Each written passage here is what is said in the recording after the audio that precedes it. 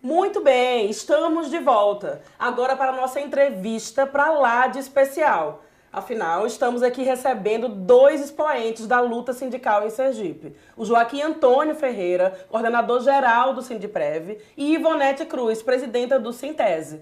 Boa tarde, tudo bem com vocês? Boa tarde, tudo bom. ótimo. Sejam bem-vindos. Joaquim, eu queria começar por você, tá? Pois O governo Bolsonaro lançou uma medida provisória alterando os direitos previdenciários do trabalhador, né? Como ficaram essas mudanças? Foram elas que influenciaram o ato do dia 24? Sim, ele lançou a medida provisória 871 de 2019.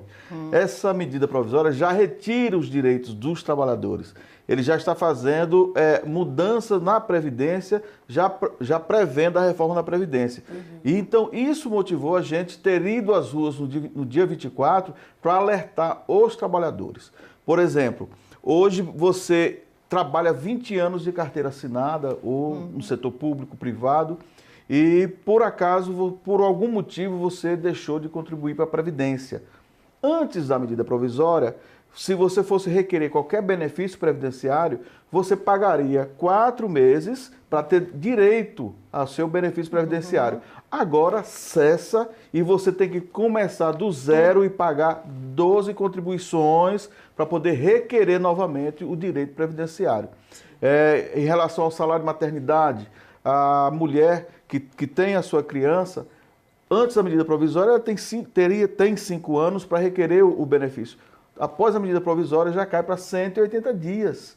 Então, não só a questão do salário de maternidade, agora qualquer benefício, ele só tem 180 dias para requerer. Se não requerer, ele vai perder o direito a requerer esse benefício. Que absurdo. Bom, vamos lá. Bom, segundo, o governo Bolsonaro está para enviar ao Congresso a reforma da Previdência, né? Sim. Para os liberais, essa é uma questão fundamental. Primeira coisa, você acha que a reforma da Previdência é realmente a panaceia? Ou seja, ela é uma solução para os males da economia brasileira? Né? E já emendando aí, para aproveitar e você responder junto, quem são os grandes devedores da Previdência? Porque uma das justificativas é o rombo, o tal rombo da Previdência, né? Mas quem são esses devedores? Olha, a solução para a economia brasileira nunca foi a Previdência Social. Né? Nós temos estudos que garantem que a Previdência Social é superavitária. Né? Ela tem os modos de arrecadação, de contribuição para a manutenção do sistema previdenciário. Né? O grande problema que nós temos hoje no Brasil, o grande problema econômico que ninguém quer enfrentar, é justamente auditar as dívidas públicas. Essa ciranda financeira em que a União, os estados, municípios e bancos, elas ficam rolando as dívidas, né, mas ninguém tem coragem de enfrentar isso aí. Os maiores devedores da Previdência, que são os bancos, o Santander, o Bradesco, as grandes TVs, muitas empresas de ônibus, o governo de São Paulo, né, o poder público é um dos grandes devedores da Previdência Social. Né? Então, esses são os grandes devedores. O governo, ao invés de cobrar do empresariado, ao invés de cobrar de quem está devendo, que dá um valor financeiro muito maior do que o rombo que ele alega, ele prefere anistiar os grandes devedores, trazê-los para seus parceiros contra os trabalhadores e fazer a reforma da Previdência, que é para retirar o último direito que o trabalhador tem, que é o direito sagrado à aposentadoria. Bom, agora eu vou fazer uma pergunta para os dois, né? Como vocês estão vendo esse embate de ideias entre o presidente da República e o seu super-ministro da Economia, Paulo Guedes? Né? Bolsonaro está preocupado com a parte política, que é uma reforma que possa ser aprovada rapidamente. Paulo Guedes preocupado com a governabilidade, que é uma reforma profunda. Como é que vocês observam isso? Bom, Aline, é um prazer enorme estar aqui ao lado de Joaquim, assim, um companheiro aí de luta e um artista que eu tenho uma grande admiração, um lutador. Obrigado. O que a gente percebe nesses primeiros semanas é, de fato, uma total ausência até de diálogo e de entendimento entre o próprio presidente e a sua equipe por divergências, por ausência de até de concepção política mesmo. Então, assim, eu vejo com muita preocupação os rumos do Brasil. Todas as medidas vêm para afetar e profundamente os trabalhadores. A classe trabalhadora é afetada, a classe trabalhadora é a penalizada. Todas as reformas vêm para destruir aquilo que é o sonho. Porque o sonho do trabalhador é você trabalhar a vida inteira e no final do ano, da vida, quando você se aposenta, você ter o mínimo de tranquilidade. Mas tudo que tem sido construído é destruindo algo que já é muito, muito pequeno, que é o direito à aposentadoria. Então, eu te digo assim que tenho visto com muita preocupação.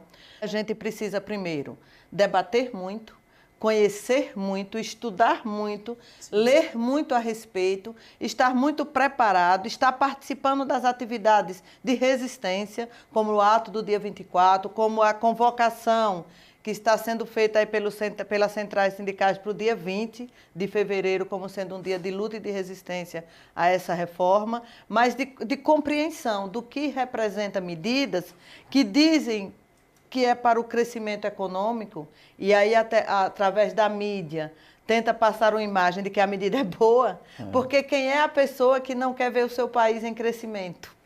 Então, através da mídia, dos grandes jornais, tenta-se passar que as medidas elas vêm para atender um crescimento econômico e, com isso, ganhar a simpatia da população. Mas não diz que esse crescimento, quando ocorre tirando o direito da classe trabalhadora. É um governo confuso, um governo sem propósito, mas o único propósito... E sem preparo nenhum. Sem preparo nenhum. A gente viu lá em Davos, né, ele foi dar entrevista, na fala dele eram 45 minutos, então negociar antes ficou em 30, ele resolveu em 6 minutos. Sim. Então, como cada um quer dar a sua posição em relação ao governo, o governo se mostra perdido. Né? Perdido, e um governo, hoje que a população está vendo, que veio para, como o homem limpo, o homem isso, aquilo, outro, porque não era corrupto, a família toda envolvida em corrupção, parte do ministério envolvido em corrupção, mas eles todos têm um propósito, que é o que falou a professora Ivonete, é retirar o último direito do trabalhador brasileiro e acabar com o direito dos trabalhadores do campo, da cidade e matar muita gente de fome. Porque as famílias que sustentam hoje as pequenas economias dependem da aposentadoria. Bom, eu queria saber também de vocês como vocês analisam a questão dos militares e dos juízes. Vocês acreditam que essas categorias precisam ter um tratamento diferenciado nessa questão da Previdência? Claro que não, são trabalhadores.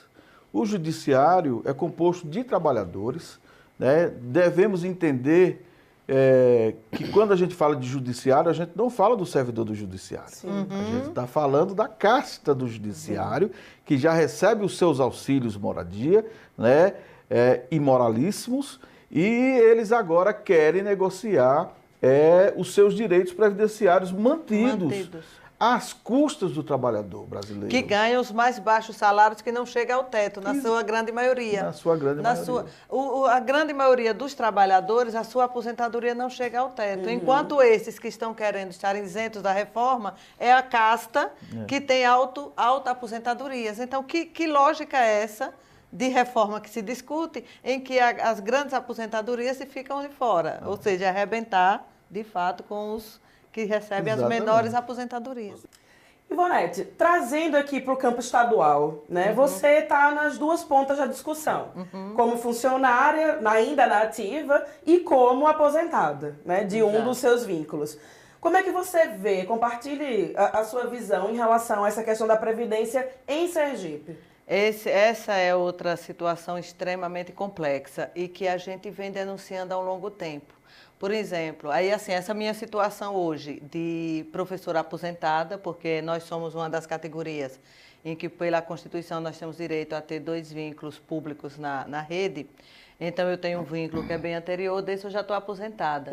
Nesse vínculo que eu estou aposentada, eu vivo a incerteza de quando vou receber meu salário, meus proventos. E o que vem vivendo as aposentadas desde praticamente 2015. Atrasos constantes. Nós tivemos um momento em que quase entra um mês no outro, porque nós tivemos um momento em que os proventos do mês anterior foram pagos no final do mês seguinte.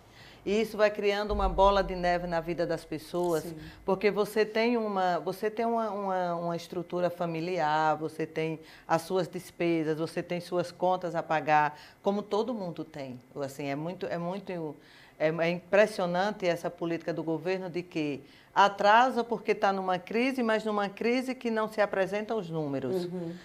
Eu lembro, em 2016... num debate com o secretário da Fazenda, em que se tratava da crise, que é a mesma crise que ainda está posta hoje, e se questionava, então apresenta os extratos de onde estão sendo utilizados os recursos, a receita do Estado, porque sim, é uma crise absurda que só arrebenta em cima do trabalhador, com atraso de salário dos servidores em geral, porque assim, no nosso caso do magistério, nós só sofremos o atraso dos aposentados, porque quem são os professores da ativa, ainda, pelo menos por enquanto, nós recebemos os salários dentro do mês, porque nós temos uma política de fundo, que é o Fundeb. Sim. E por a política de fundo, os recursos do Fundeb obrigatoriamente precisam ser gastos com a educação e prioritariamente com salários. Sim. Então, como nós temos o Conselho do Fundeb, que acompanha esse recurso, o governo não tem ainda a saída para o discurso de que vai atrasar o salário dos professores da ativa por a questão da falta do recurso, porque tem uma política ainda. Uhum. É algo que nós precisamos enfrentar, porque pensando nessa realidade, o Fundeb é uma política que está prevista para se encerrar em 2020. Como é que vai ficar nesse governo? Como é que vai ficar o debate de financiamento da educação? Bom, obrigada, Joaquim. Obrigada, Ivonete. Muito bom ter vocês aqui no programa. E a gente, Aline, quer te agradecer. A gente quer te agradecer imensamente assim, por essa contribuição que tu deu nesses programas cobrindo as férias da nossa apresentadora, a Luana. Que bom que Sergipe tem tão boas trabalhadoras, mulheres lutadoras. A gente quer te homenagear. Ai, com esse buquê de flores, de rosas vermelhas. Sim. E dizer que sempre que a gente precisar e puder contar com você, vai ser um grande prazer. E eu estarei presente. Com certeza. Obrigada. Muito obrigada, Ivonete. Bom, gente... Ela perdeu. Fiquei sem. Obrigada. E, bom, o TV Sintese vai ficando por aqui. A Luana volta no próximo sábado, tá? Da minha parte, eu só tenho a agradecer de verdade, né, pela presença, pela participação, pelo convite. E quero dizer que eu acredito, vou estar ao lado e sempre vou apoiar quem quer uma sociedade mais justa para todas e todos. Boa tarde e boa sorte. Na sala de aula é que se muda uma nação. Na sala de aula não há idade nem cor. Por isso aceite e respeite o meu professor.